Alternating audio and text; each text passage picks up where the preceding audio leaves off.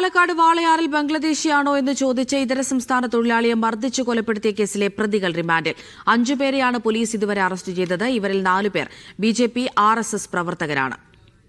സാജിദ് അജ്മൽ പാലക്കാട് നിന്ന് വിവരങ്ങൾ നൽകാനായി ചേരുന്നുണ്ട്. സാജിദ്, നേരത്തെ തന്നെ മനസ്സിലാക്കിയതാണ് ഈ സംഭവവുമായി ബന്ധപ്പെട്ടുള്ള പ്രതികളെല്ലാം ബിജെപി പ്രവർത്തകരാണ് എന്നുള്ള കാര്യത്തിൽ. ഇപ്പോൾ എന്തൊക്കെ വിശദാംശങ്ങളാണ്, എന്തൊക്കെ പുതിയ അപ്ഡേഷനുകളാണ് ലഭ്യമാകുന്നത്? അനീഷ, വാളയാർ അട്ടപ്പള്ളത്ത് ആൾക്കൂട്ട മർദ്ദനത്തിന് പിന്നിൽ ബിജെപിയുടെയും RSSന്റെയും പ്രവർത്തകരാണ് ഇപ്പോൾ അറസ്റ്റിലായ മുഴുവൻ ആളുകളും. ഇതിൽ ഈ 4 പേരാണ് ബിജെപി RSS പ്രവർത്തകർ.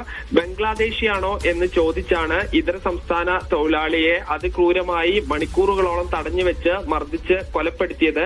ഇതിൽ മുരളി, അനു എന്നീ പ്രതികൾ 15 വർഷം മുൻപ് ഡിവൈഎഫ്ഐ പ്രവർത്തകനായ വിനോദ്, CITU ചുമട്ടുതൊഴിലാളിയായ സ്റ്റീഫൻ എന്നിവരെ വെട്ടിയ കേസിലെ പ്രതികളാണ്.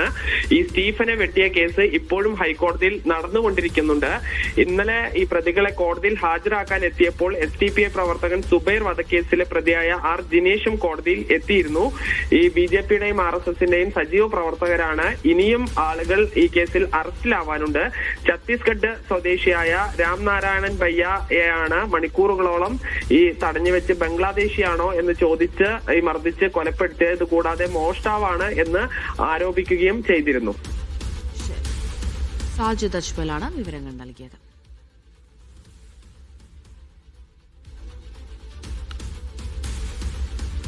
കഴിഞ്ഞ ദിവസം പാലക്കാട് വാളയാറിൽ ബംഗ്ലാദേശിയാണോ എന്ന് ചോദിച്ച് ഇതര സംസ്ഥാന തൊഴിലാളിയെ മർദ്ദിച്ചു കൊലപ്പെടുത്തിയ കേസിലെ പ്രതികൾ ഇപ്പോൾ റിമാൻഡിലായിരിക്കുകയാണ്. 5 പേരെയാണ് പോലീസ് ഇതുവരെ അറസ്റ്റ് ചെയ്തത്. എന്നാൽ ഇതിൽ 4 പേർ ബിജെപി RSS പ്രവർത്തകരാണ്. സാജിദ് നൽകുന്ന റിപ്പോർട്ടുകൾ പ്രകാരം ഇവർ നേരത്തെയും പല കേസുകളിലെയും പ്രതികളാണ് എന്ന് വേണം മനസ്സിലാക്കാൻ.